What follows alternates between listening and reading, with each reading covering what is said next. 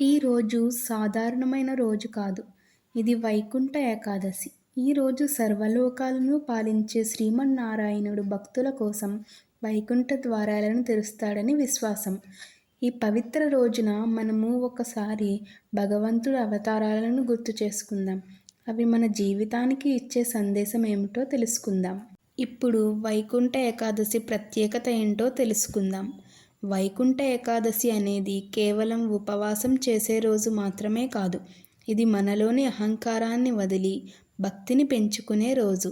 ఈరోజు విష్ణువు తన భక్తుల కోసం మోక్షద్వారం తెరుస్తాడని పెద్దల నమ్మకం.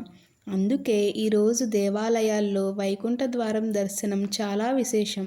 విష్ణుమూర్తికి అనేక అవతారాలు ఉన్నాయి. అయితే అందులో మన జీవితానికి సందేశం ఇచ్చే 7 ముఖ్యమైన అవతారాల గురించి తెలుసుకుందాం. మొదటది మత్స్య అవతారం.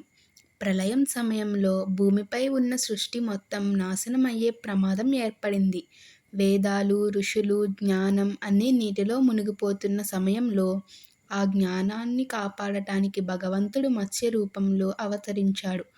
చిన్న చేప రూపంలో వచ్చి మహాప్రళయాన్ని ఎదుర్కొని ధర్మాన్ని రక్షించాడు. ఈ అవతారం ద్వారా భగవంతుడు చెప్పింది ఒక్కటే: సృష్టి నశించిపోతున్న సమయంలో కూడా ధర్మాన్ని కాపాడే శక్తి ఎప్పుడూ ఉంటుంది.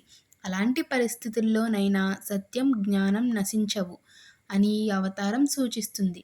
మన జీవితంలో కూడా ఎప్పుడైనా అన్నీ కూలిపోతున్నట్లు అనిపిస్తుందో అప్పుడు దేవుడు ఏదో ఒక రూపంలో దారి చూపిస్తాడు. ఆశ కోల్పోకుండా ముందుకు వెళ్తే రక్షణ తప్పకుండా వస్తుంది. రెండవది కూర్మ అవతారం.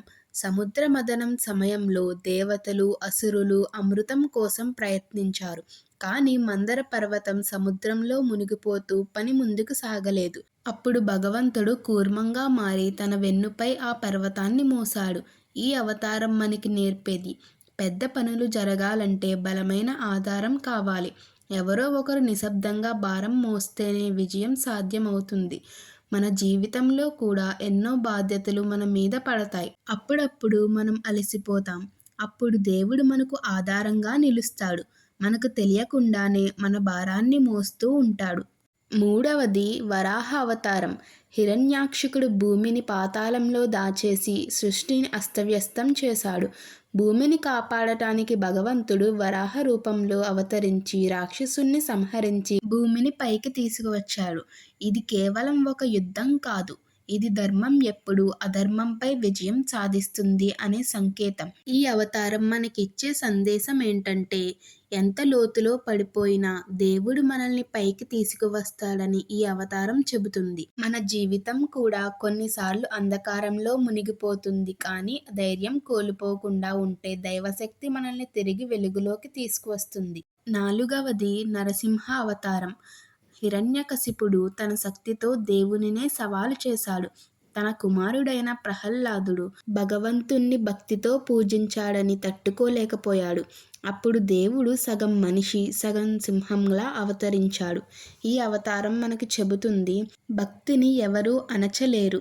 భగవంతుడు సమయానికి వచ్చి తన భక్తుడిని తప్పకుండా కాపాడతాడు. మన జీవితంలో కూడా నిజాయితీగా, నమ్మకంతో ఉన్నవారిని ఎటువంటి శక్తి అయినా ఓడించలేదు. దేవుడు ఎప్పుడూ ధర్మం పక్షానే ఉంటాడు. ఐదవది వామన అవతారం. బలిచక్రవర్తి గొప్ప దానశీలి అయినా అహంకారంతో నిండిపోయాడు. అతని గర్వాన్ని తొలగించాలని భగవంతుడు చిన్న బ్రాహ్మణుడిలా వచ్చి 3 అడుగుల భూమిని అడిగాడు. 1 అడుగుతో భూమిని, 2 అడుగుతో ఆకాశాన్ని కొలిచి 3 అడుగు కోసం చూస్తుండగా బలిచక్రవర్తి తన తలనే అర్పించాడు. ఈ అవతారం మనకి చెబుతుంది: అహంకారం మనల్ని కిందకి లాగుతుంది, వినయం మనల్ని ఉన్నత స్థానానికి తీసుకువెళ్తుంది. ఆరవది రామావతారం. రాముడు సంపూర్ణ మానవుడిగా పుట్టి ధర్మాన్ని ఎలా పాటించాలో ప్రపంచానికి చూపించాడు. రాజ్యాన్ని వదిలి వనవాసం వెళ్ళడం, వాగ్దానానికి కట్టుబడి ఉండడం, ఇవన్నీ ఆయన జీవిత పాఠాలు. అన్యాయం జరిగినా ప్రతీకారం కాకుండా ధర్మ మార్గాన్ని ఎంచుకున్నాడు. ఏ కష్టం వచ్చినా సహనంతో ముందుకు సాగాడు. రామావతారం మనకు నేర్పింది: జీవితం ఎంత కఠినమైనా నీతి మార్గాన్ని వదలకూడదు. నిజాయితీకి ఎప్పుడైనా విజయం లభిస్తుంది. ఏడవది కృష్ణ అవతారం. శ్రీకృష్ణుడు మన మధ్య ఒక స్నేహితుడిలా, మార్గదర్శకుడిలా జన్మించాడు. జీవితం ఎలా జీవించాలో గీత రూపంలో బోధించాడు. యుద్ధంలో కూడా ధర్మం ఎలా పాటించాలో చెప్పాడు. అతను చెప్పిన సందేశం ఒకటే, ఏ పని అయినా ఫలితం ఆశించకుండా చేయాలి.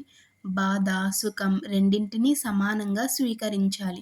కృష్ణావతారం మనకి చెబుతుంది, జీవితం యుద్ధం కాదు, ఒక సాధన. ధర్మంతో, ప్రేమతో, జ్ఞానంతో జీవిస్తే అది నిజమైన ముక్తి. జీవితంలో ఏదైనా ఒక సమస్య వస్తే దానికి ఒక అవతారం మనలోనే ఉంది.